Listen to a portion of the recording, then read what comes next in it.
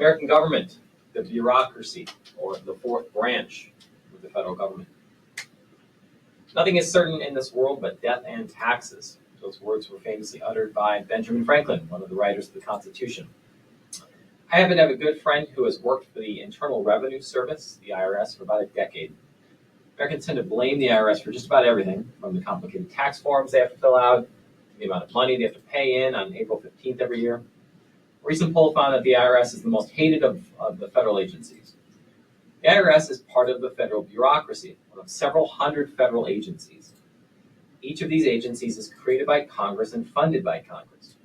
And that's the rub from the perspective of a federal agency. They get criticized for the programs they operate, but they only exist at the direction of Congress, which is directed by the people. For example, on your tax form, all the tax brackets, all the tax credits, all the tax deductions, all the tax exclusions, those are set by the Congress of the United States of America. And it's up to the Internal Revenue Service to figure out how to work those orders into a coherent and accurate system so that Americans can file their income taxes. Such is the life of a bureaucrat. Even though the word bureaucracy might lead you to think of government, it refers to a particular type of organization. As an organizational form, bureaucracy has the following characteristics. It has a hierarchy. It has a division of labor, and it has formal rules. Thus, your college is a bureaucracy. It has a hierarchy, the president, vice presidents, deans, faculty. It has a division of labor with faculty, admission staff, maintenance crews. It has formal rules. It has a literal catalog of rules. It has policies as well. You can't take intro to literature before you take Comp 1. You can't stay enrolled at the college unless you maintain a certain GPA. You can't receive federal loans if your parents report beyond a certain level of income. Hierarchy, specialization, of rules. These characteristics of a bureaucracy are the things that make it possible for organizations to take on large and complex tasks. You couldn't run even a very small college if it wasn't a bureaucracy. You certainly couldn't have a space program like NASA without a bureaucracy behind it. People in charge, technical experts, and rules governing safety, design, and the rest of it. That's why you find bureaucracy nearly everywhere where large and complex tasks are conducted, whether in government or in a corporation like Microsoft or Apple. Yet the same things that make the bureaucratic form of organization efficient can also make it less than fully responsive. Bureaucracies operate on the basis of rules, which can be a source of rigidity and resistance, even to common sense. If you've ever moved across state lines or traveled out of the country, you will be familiar with some of the bureaucratic machinations one is forced to navigate simply to exist in another place. No one likes bureaucracy, but no one knows how to live without it. The United States federal bureaucracy is made up of several hundred agencies. One type is the cabinet or executive department. There are 15 in all. I have them here. Departments of agriculture, commerce or business, defense, all the military branches, education, energy, health and human services, homeland security, HUD or housing and urban development, the interior, think the national parks, labor, state, all of our foreign affairs, transportation, Treasury, and Veterans Affairs, VA. It also includes independent agencies like NASA and the United States Postal Service. Many of these independent agencies are quite large, but they're separate from the departments because their missions generally are narrower, and to put them in a department might otherwise compromise their core mission. And then there are other regulatory agencies such as the SEC or Securities and Exchange Commission, which is tasked with trying to police the stock and bond markets. The Environmental Protection Agency, which attempts to stop businesses from unlawfully polluting. There are government corporations such as the Federal Deposit Insurance Corporation, which ensures savers' deposits in banks are insured up to a certain amount. They're characterized by the fact that they charge for their services and that they have a governing board. And in that sense, they look like a private company. But they do not seek to make profits. And then finally, there are presidential commissions. These are set up by presidents to provide advice or cover on certain issues of great debate. Today, more than 1% of America's workforce serves a role in the federal bureaucracy. 1 in 100 Americans work within this organization. There are nearly 3 million full-time federal workers pushing papers around today. If you look over time at that figure, it hasn't changed very much in recent decades. That's misleading because increasingly the federal government has contracted out some of its work to contractors, people working on a contractual basis. There are most of the 2-decade war in Afghanistan in this century, for example. There were more federal contractors working in country than there were American troops serving in country. Federal contractors provided food services, construction, maintenance, janitorial, even personal security to support our bureaucratic goals. Most federal employees hold what are now called merit positions. Merit positions. Achieved on merit, meaning they got their job by qualifying for it. They took a civil service exam and scored well. Or they took the foreign service exam and scored well. Or they had special qualifications like the attorneys operating within the Justice Department, or the doctors working in the Public Health Service, or the National Institutes of Health. More than 90% of federal employees serve in merit positions available to anyone who is qualified and interested. Less than 10% of the federal bureaucracy is held by patronage appointments, meaning they're appointed politically by leadership. The heads of the executive agencies, for instance, are presidential appointments. Many are skilled, they're qualified, but they were appointed in part because of their political loyalty to the president. Congressional staffs are another example of exempt employees. They're picked by the members of Congress, and they do not have to go through any kind of testing or qualification procedure. There's no test to become one of these aides. Bureaucrats are hired and appointed. They're not elected, and yet they have expansive power over U.S. federal policy. Their primary role is policy implementation. Policy implementation. This is what bureaucrats do. They implement policy. They carry out the decisions of Congress, the president, and the court system. Policy implementation might seem quite straightforward, and sometimes it is, as is the case of mail delivery or the issuance of monthly Social Security payments. But in other cases, bureaucrats have surprisingly wide latitude in determining how an American law will be actually carried out. Think, for example, of U.S. Park Service operating within the Department of the Interior. It is charged with administering the national park system. Collectively, our national parks cover 80 million acres of land. That's a landmass bigger than the entire state of Colorado. Congress has charged the Park Service within the Department of the Interior with what's called a multiple-use policy. It is responsible for keeping the parks for recreational purposes, but also for allowing logging, mining, and grazing on some of these public lands. There can be quite a lot of discretion and discernment that goes along with interpreting and administering Congress's wishes in regards to 80 million acres worth of land. Who makes those decisions? Who decides whether a swath of timber in a specific national park will remain wild, conserved, or whether it will be open to a logging company? And at what price and on what terms? How can it be cut down safely? And who needs to be notified before that happens?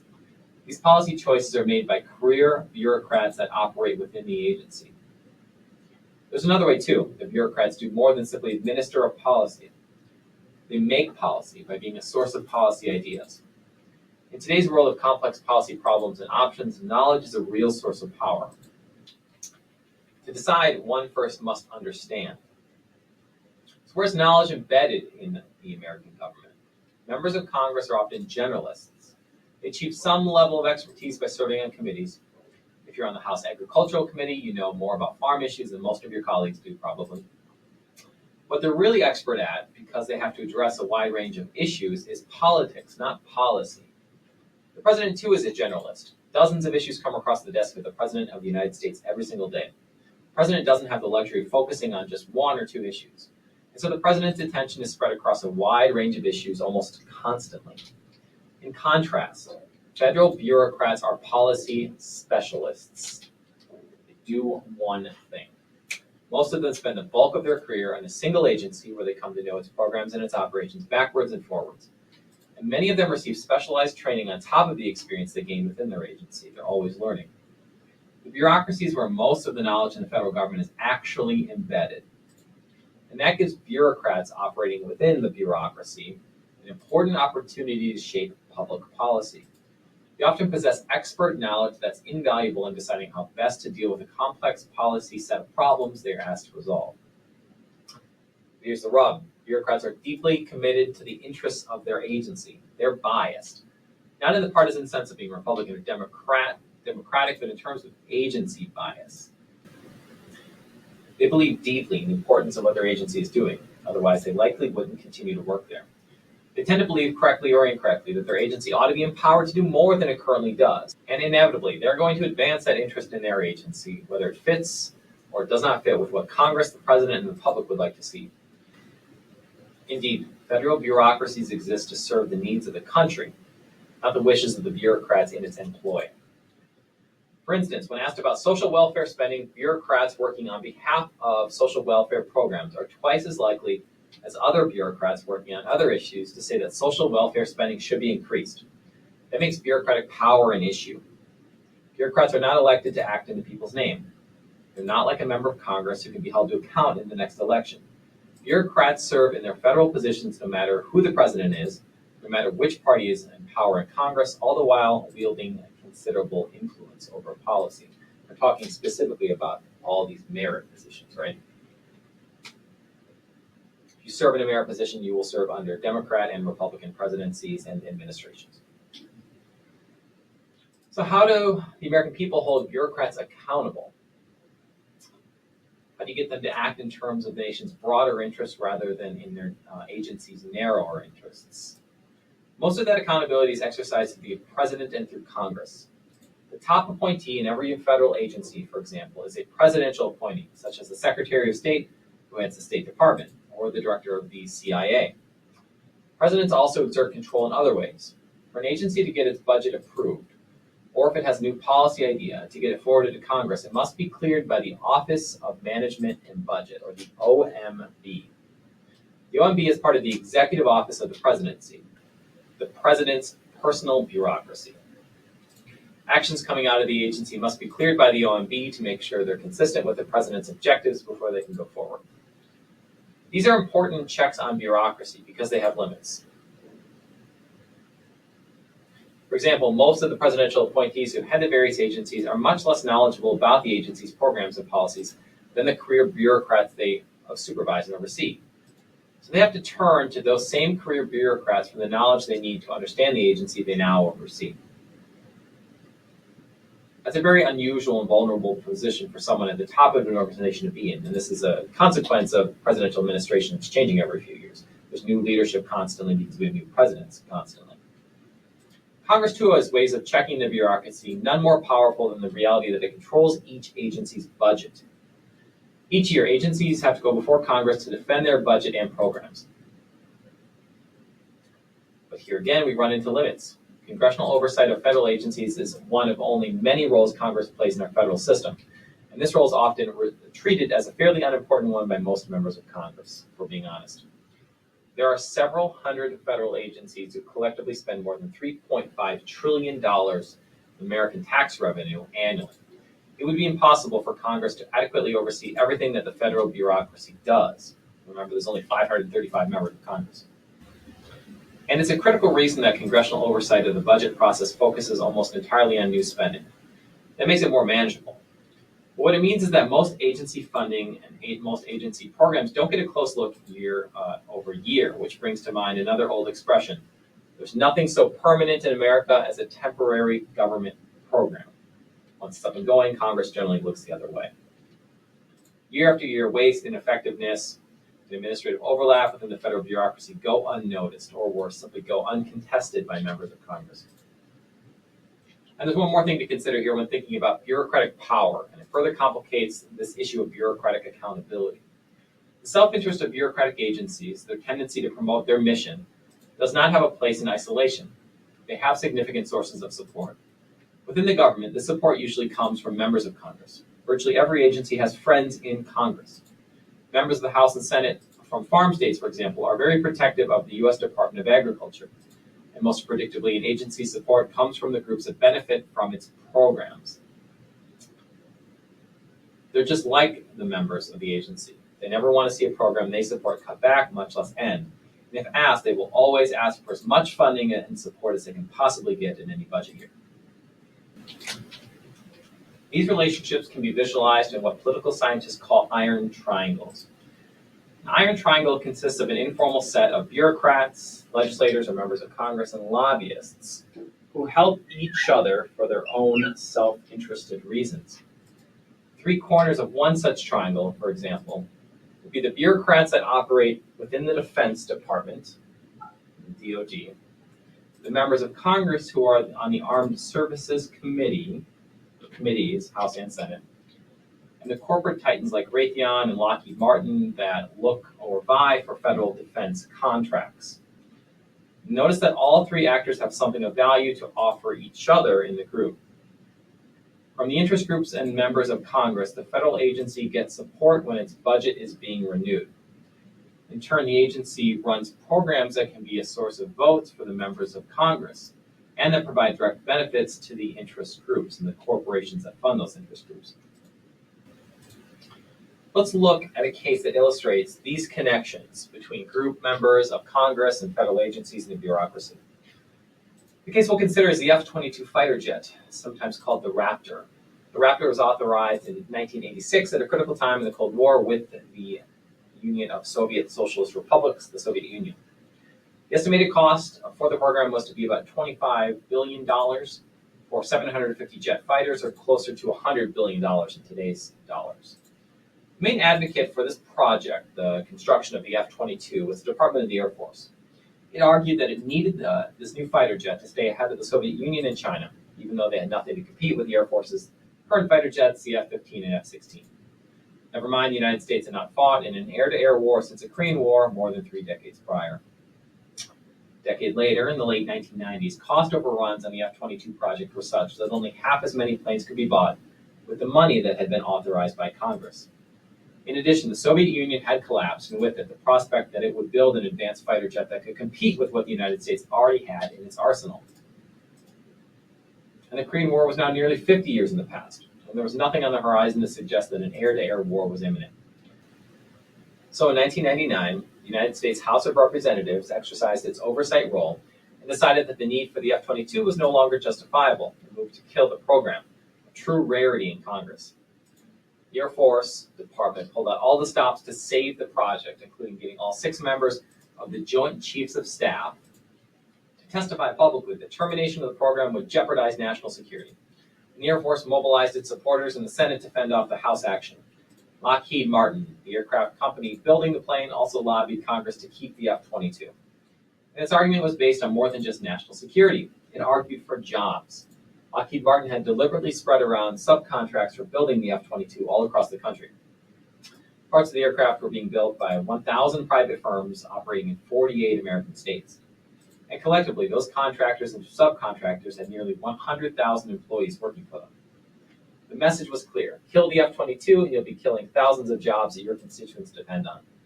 When Congress passed the federal budget in 1999, funding for the F-22 was still intact.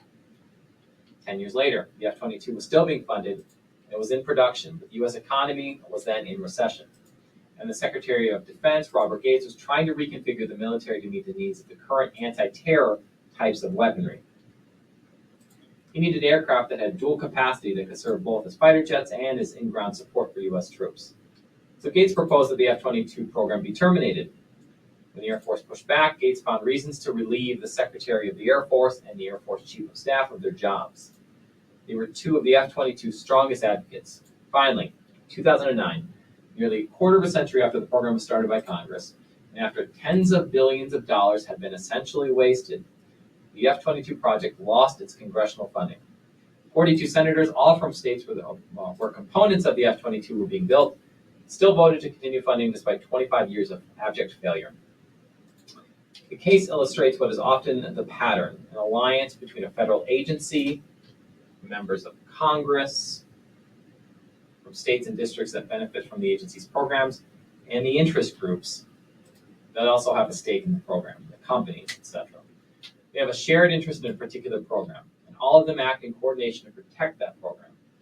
Such alignments can result in mind-boggling wastes of time and money for unbelievably extended periods of time. The case illustrates the difficulty of holding government bureaucratic agencies accountable. It's not so much that they are formidable on their own, it's that they have powerful allies too, operating within and without of the federal government. I do not want to leave the impression that the F-22 project was the norm, an extreme example. I picked it because it's clear other agencies offer alternative perspectives on the benefits and challenges of bureaucracy. The United States Postal Service is a muddy one. For much of its life, the United States Postal Service, or USPS, helped stitch the country together through trade and communication. It is reportedly one of the best-run government agencies in the world for its record of on-time delivery, for its low costs, and for the extent of the services that it offers to the public. It also hemorrhages money in order to meet Congress's demands and generally competes very poorly in a business now dominated more and more by FedEx and UPS, let alone one in which I can get my Customized fast food delivered order into my house in under 15 minutes. The world is rapidly changing. USPS can't keep up. The IRS, on the other hand, is so underfunded by Congress that it still runs some internal programs on floppy disks while trying to catch citizen tax evasion using cryptocurrency. So the larger point I'm trying to make here is that the federal bureaucracy has all the strengths and weaknesses that are inherent in the bureaucratic form of organization used by private and public entities.